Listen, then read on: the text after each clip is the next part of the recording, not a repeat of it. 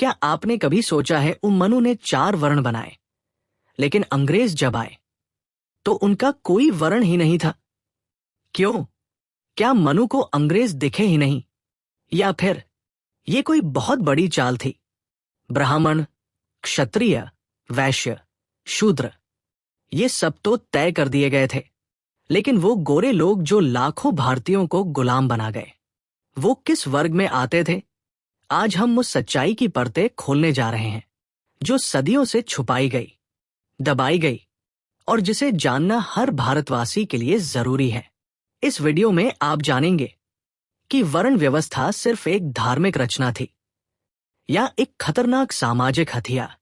अगर आपको सच सुनने की हिम्मत है तो बस स्क्रीन से मत हटना, क्योंकि जो आप आज सुनने वाले हैं वो आपके सोचने का तरीका हमेशा के लिए बदल सकता है। तो चलिए शुरू करते हैं। मनु की चुप्पी या चालाकी? सवाल छोटा है, लेकिन जवाब पूरे इतिहास को हिला सकता है। भारत की प्राचीन धरती पर एक ग्रंथ जन्म लेता है। ग्रंथ का नाम तो मनुस्मृति। इसके पन्नों में वर्ण व्यवस्था की नींव डाली जाती है। ब्राह्मण, क्षत्रिय, वैश्य और शूद्र, हर कोई अपने ठिकाने पर फिट कर दिया जाता है। लेकिन एक सवाल मन को खटकता है, जब वर्ण बनाए गए तब अंग्रेज कहाँ थे? मनु कहते हैं, ब्राह्मण ज्ञान देगा, क्षत्रिय रक्षा करेगा, वैश्य व्यापार करेगा और शूद्र सेवा करेगा। लेकिन मनु जी, जरा ये बताइए, जब आप वर्ण गढ़ रहे थे तब क्या ब्रिटिशों का कोई वर्ण तय किया था? जब अंग्रेज आए तो उन्होंने ज्ञान दिया, लेकिन ब्राह्मण नहीं थे। उन्होंने शासन किया, लेकिन क्षत्रिय नहीं थे। उन्होंने व्यापार किया, लेकिन वैश्य नहीं थे। और शूद्र, उन्होंने तो अंग्रेजों की भी सेवा की, पर अपमानित फिर भी खुद हुए। तो मनु महाराज, आपकी ये स्कीम सिर्फ देसी लोगों पर लागू थी? विदेशी छूट गए, या फिर ये सब चालाकी थी? मनुस्मृति में हजारों नियम हैं। किस जाति को क्या खाना चाहिए, किससे विवाह नहीं करना चाहिए, यहां तक कि किसे कितने कदम दूर रहना चाहिए। लेकिन एक भी नियम ऐसा क्यों नहीं जो विदेशी शासकों के लिए हो? क्या मनु को यह अंदाजा नहीं था कि बाहर से कोई आकर राज करेगा? या फिर मनु की ये चुप्पी एक साजिश थी? तो आइए अब सोचते हैं, जब अंग्रेज आए तो क्या हुआ? क्या ब्राह्मणों ने उन्हें ज्ञान दिया? नहीं। क्या क्षत्रियों ने उनका सामना किया? थोड़ा बहुत, पर कब तक? क्या वैश्यों ने उनके साथ व्यापार से इनकार किया, उल्टा साथ मिलकर कमाए? और शूद्र, अंग्रेजों के लिए सफाई करने से लेकर मजदूरी तक सब कुछ किया, फिर भी गंदा वही कहलाया। कई ब्राह्मणों ने अंग्रेजों को द्विज मानकर यज्ञ करवा दिए। कई राजा अंग्रेजों के तलवे चाटते दिखे। कई वैश्य अंग्रेजों के लिए दलाली करने लगे। और शूद्र, उनके हाथ में लाठी नहीं, झाड़ू थमा दी गई। पर मनु कहाँ थे उस वक्त? कहाँ थी वर्ण व्यवस्था की तलवार? अंग्रेजों ने एक नहीं, कई वर्ण छीन लिए।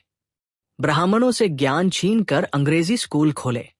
क्षत्रियों से तलवार छीन कर पुलिस बना दी। वैश्यों से व्यापार छीन कर ईस्ट इंडिया कंपनी बनाई। और शूद्र वही रहे, हमेशा की तरह नीच समझे गए। पर वर्ण व्यवस्था चुप क्यों रही? क्या वर्ण व्यवस्था सिर्फ भीतरघात को रोकने के लिए थी, या फिर यह सिर्फ देशी शोषण का औजार थी? सोचिए, मनु ने हर चीज का नियम लिखा, लेकिन विदेशी आक्रांताओं के लिए कुछ नहीं। क्या ये चुप्पी मनु की भविष्य दृष्टि की कमी थी, या फिर मनु जानता था कि यह व्यवस्था केवल अपनों को नीचा दिखाने के लिए है? अंग्रेज चले गए, लेकिन वर्ण व्यवस्था रह गई।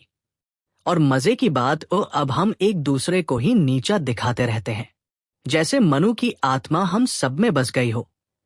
तो क्या मनु की चुप्पी सिर्फ अज्ञान थी, या ये एक योजनाबद्ध चालाकी? क्या अंग्रेजों को वर्ण से बाहर रखकर उन्हें ऊपरी शक्तियां मान लिया गया था? हमने देखा, मनु ने 4 वर्ण बनाए, ब्राह्मण, क्षत्रिय, वैश्य और शूद्र। लेकिन जब अंग्रेज आए, ये वर्ण अचानक गायब क्यों हो गए? क्या ये संयोग था, या कोई योजना? अब वक्त है सच के उस दरवाजे को खोलने का, जिस पर सदियों से ताला जड़ा था। आज हम पूछेंगे, क्या मनु की व्यवस्था को बाहर वालों ने तोड़ा या उन्हीं के इशारे पर लिखा गया था? अंग्रेज जब भारत आए, तब न राजा बदले न धर्म बदला, पर धीरे धीरे एक चीज बदलने लगी, वर्ण का असली मतलब। ब्राह्मण कौन था? वह जो ज्ञान देता था। लेकिन अंग्रेजों ने स्कूल खोल दिए, अब शिक्षक अंग्रेज थे। क्षत्रिय कौन था? वह जो रक्षा करता था। लेकिन अब पुलिस और सेना अंग्रेजों के अधीन हो गई। वैश्य कौन था? वह जो व्यापार करता था। लेकिन व्यापार तो अब ईस्ट इंडिया कंपनी के हाथ में था। और शूद्र, अब वह सिर्फ मजदूर था, उसी जमीन पर, उसी जाति में।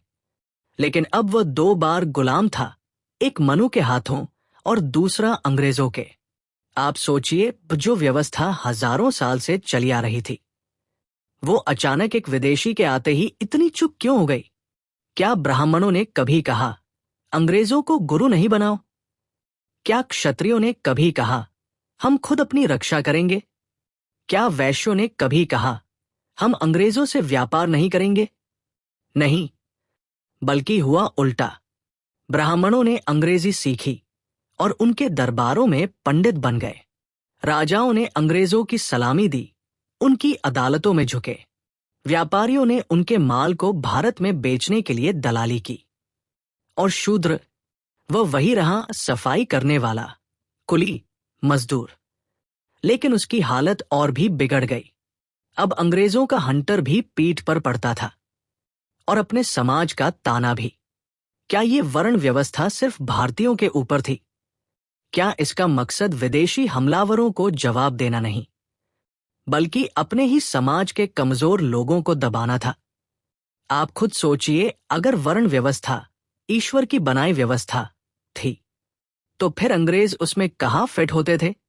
किसी ने नहीं पूछा, अंग्रेज कौन से वर्ण में आते हैं? क्यों?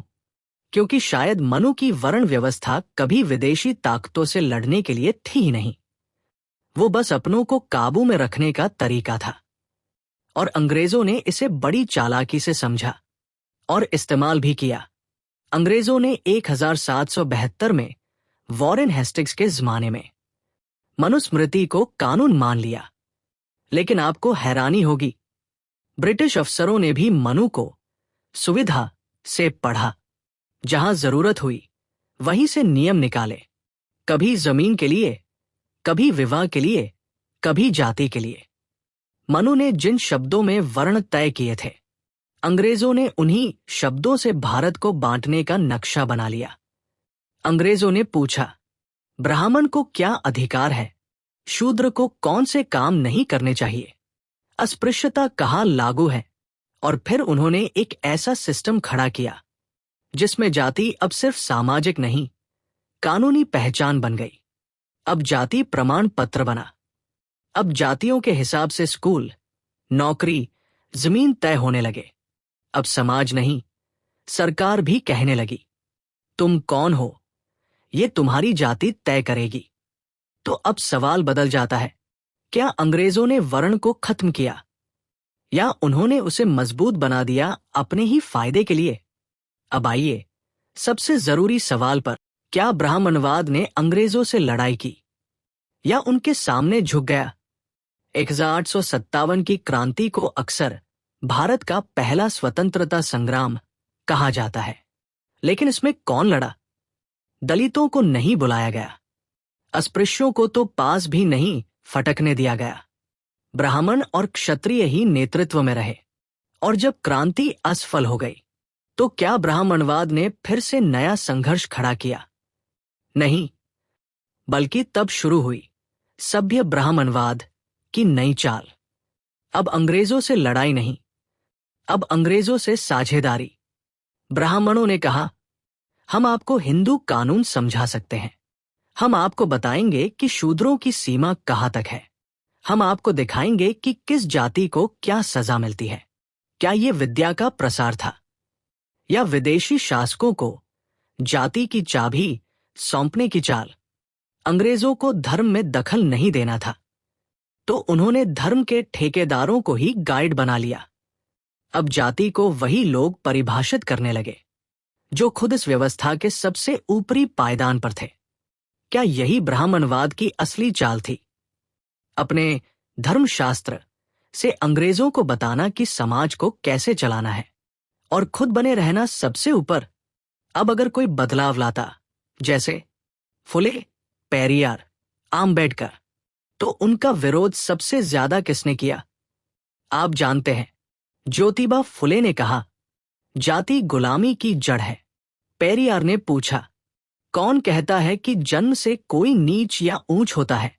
आम्बेडकर ने कहा, मनुस्मृति को जला दो, ये गुलामी का ग्रंथ है। लेकिन इन विचारकों को किसने गद्दार कहा? उन्हें हिंदू विरोधी कहकर बदनाम करने की कोशिश किसने की? उनकी किताबों को छिपाने की कोशिश किसने की? उनके आंदोलनों को दलित आंदोलन तक सीमित किसने किया? उन्हीं ताकतों ने जो मनु की व्यवस्था को ईश्वर की वाणी मानते थे, जो मनु की हर बात को शाश्वत सच कहते थे, चाहे वो बात गुलामी को सही ठहराती हो। क्या यही हमारी सच्चाई है? हजारों साल की गुलामी से भी हमने कुछ नहीं सीखा। पहले मनु ने बांटा, फिर अंग्रेजों ने बांटा, अब हम खुद ही एक दूसरे को बांट रहे हैं। आज भी किसी दलित को मंदिर में घुसने से रोका जाता है, किसी आदिवासी लड़की को स्कूल में मारा जाता है, आरक्षण को भीख कहकर अपमानित किया जाता है। लेकिन कोई नहीं पूछता कि सदियों से जाति का जो जहर समाज में घोला गया, उसका इलाज कब होगा?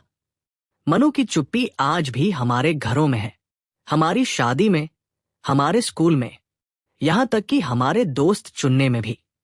अगर हम नहीं पूछेंगे कि अंग्रेजों को वर्ण से बाहर क्यों रखा गया, तो हम आज भी उसी जाल में फंसे रहेंगे। लेकिन अभी भी देर नहीं हुई है। अब वक्त है एक सवाल पूछने का। अब वक्त है मनु से नहीं, खुद से भिड़ने का। अब वक्त है वर्ण से बाहर निकलने का। अगली कड़ी में हम पूछेंगे, क्या संविधान ने सचमुच वर्ण व्यवस्था को तोड़ा, या हम अभी भी मनु के नक्शे पर ही चल रहे हैं? देखते रहिए, क्योंकि ये कहानी अभी अधूरी है। तो आपने देखा, वर्ण व्यवस्था सिर्फ धर्म नहीं थी, ये एक सोशल इंजीनियरिंग थी, एक खेल था सत्ता का, जहां स्क्रिप्ट मनु ने लिखी और किरदार बदलते रहे, कभी ब्राह्मण, कभी अंग्रेज, लेकिन मंच वही रहा, पीसता हमेशा आम इंसान रहा। अब सवाल ये नहीं है कि मनु क्या था, सवाल ये है, क्या हम आज भी मनु की सोच में जी रहे हैं? अगर ये बातें आपको चुभी हैं, अगर अंदर कहीं गुस्सा जागा है, अगर आपके सवालों को आज जुबान मिली है, तो यही शुरुआत है, क्योंकि अगली कड़ी में हम उठाएंगे वो सवाल जिससे पूरा सिस्टम कांपता है। क्या संविधान ने वाकई मनु को हराया, या हमने संविधान को मनु की भाषा में ढाल लिया? अगर आपने अब तक सब कुछ सुना है, तो अब चुप मत बैठिए, इस चैनल को सब्सक्राइब कीजिए, क्योंकि यहां सिर्फ वीडियो नहीं आते, यहां सच बोला जाता है, बिना डर, बिना झुके, बिना रुके।